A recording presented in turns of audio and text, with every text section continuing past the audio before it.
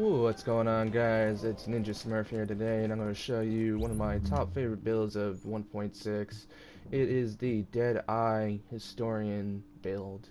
Now, the Historian I like because of the way it's set up now is 700% of your firearms total goes into the damage, that multiplies that by 700%.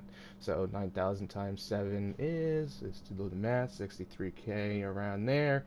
And with that, when in PvP I do around the average of 22 to 25. Sometimes it bugs out, I don't know why, but with the Deadeye build, it's nice because when I use Deadeye properly, I hit the average player between 37 to 42k, and then the additional burst of explosive damage for each shot does 22 to 25, and a lot of the times people aren't prepared for that. They all of a sudden get overwhelmed by a burst of damage out of nowhere because it's a second delay. It's not instantaneous, as it says there's 1 second later.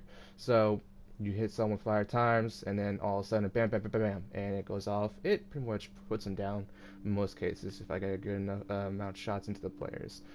I'll have gameplay of it after this video is loaded up, but right now I just want to show you the build itself. So, this is the build so far as I'm running. I have a Sega 12 in the secondary, just in case someone gets too close to me. I don't meet the requirements for responsive, but that's okay. My main priority is just buffing the Historian as much as possible. As of right now, I have a Barrett's Bulletproof vest, and it has high firearms, health, skill haste, and ammo capacity.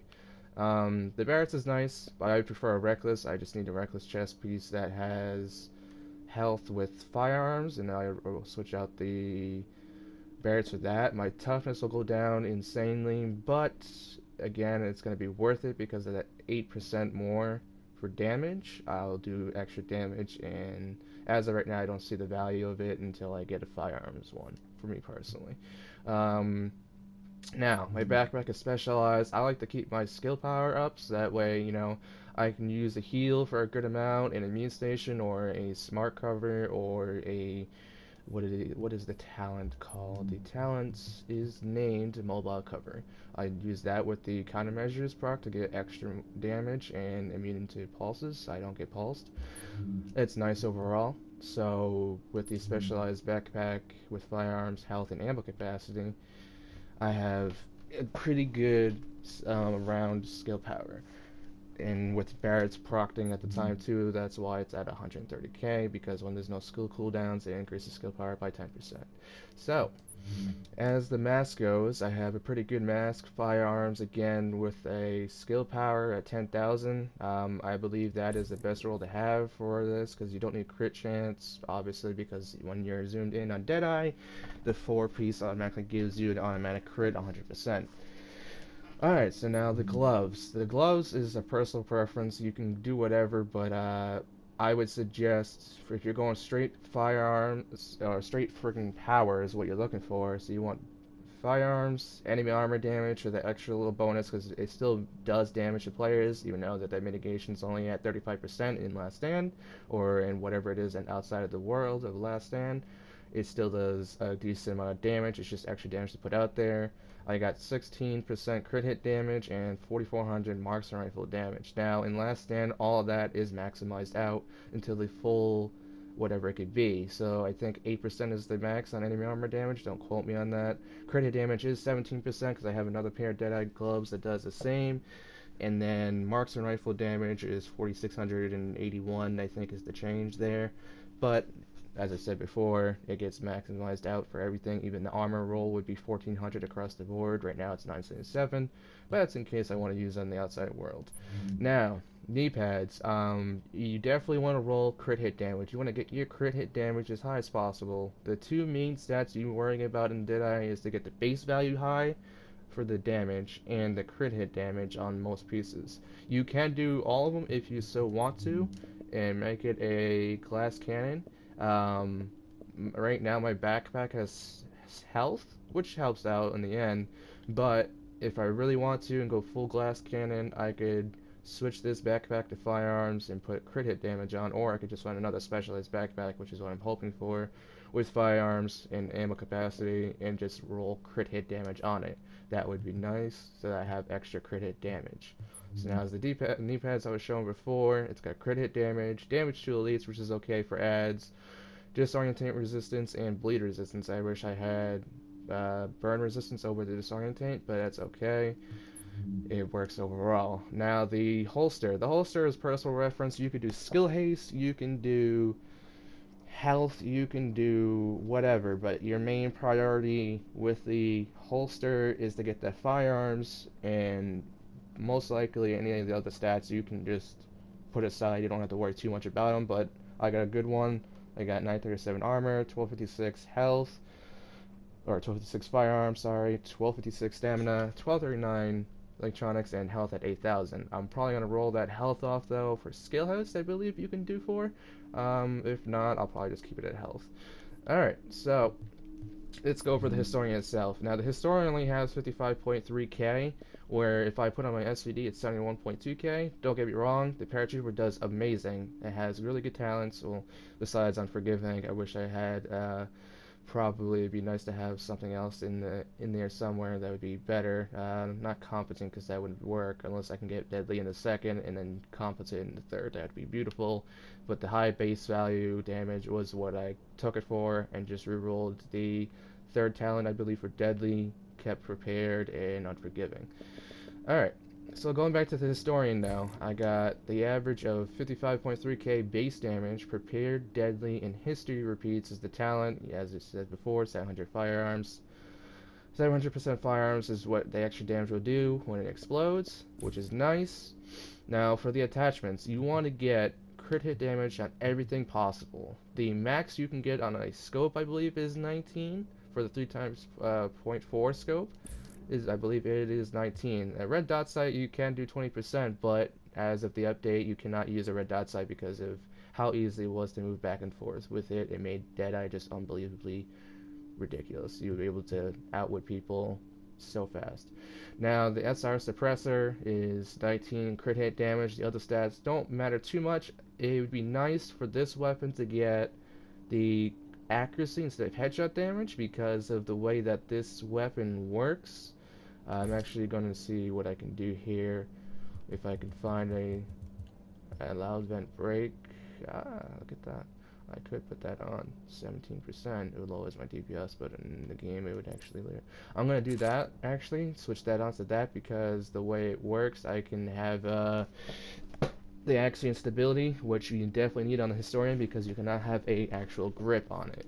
Now the magazine I have is 113.5. People are going to wonder, oh, why is your magazine so high? That's called a legacy magazine. They did this instead of the game yesterday, that stating that the mags over 111 were just legacy magazines, and so far there's no fix for them right now, so they're just going to keep them as they are. But the main stat I put it on for was because it created damage on it.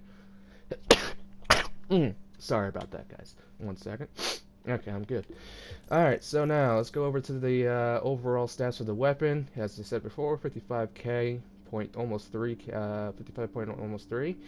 Crit hit chance doesn't matter. The crit hit damage is 124, but that's because if I had a grip, I could bring that up to 140, I believe, somewhere around there.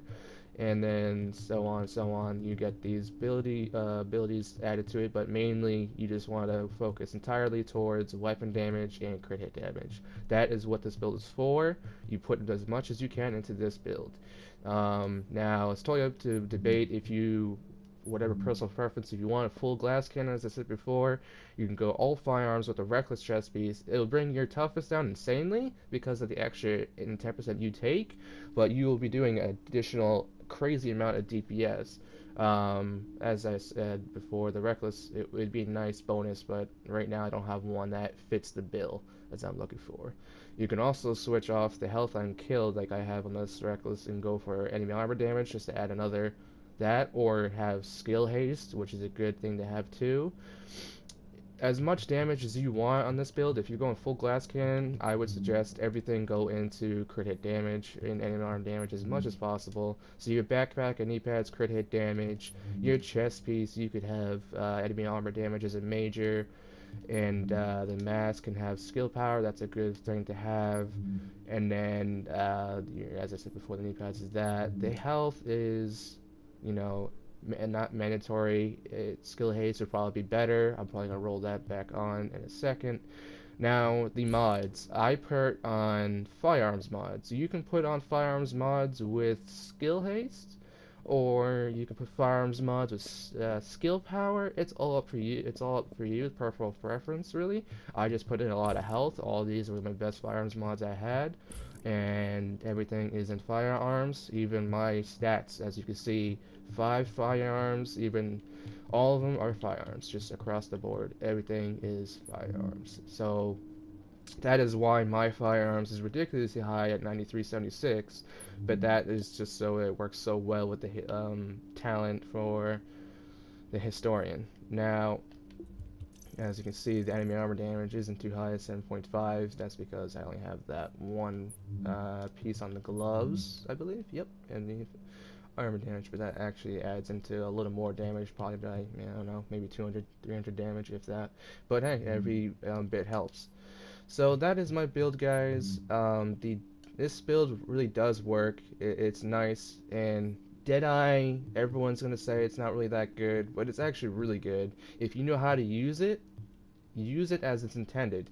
Use it as a sniper class. Sit back at a good medium to long range, snipe people from afar. It helps your teammates, and it panics the enemy, because the way the historian works, people don't expect the random burst of explosive damage on their body a second after you shoot them.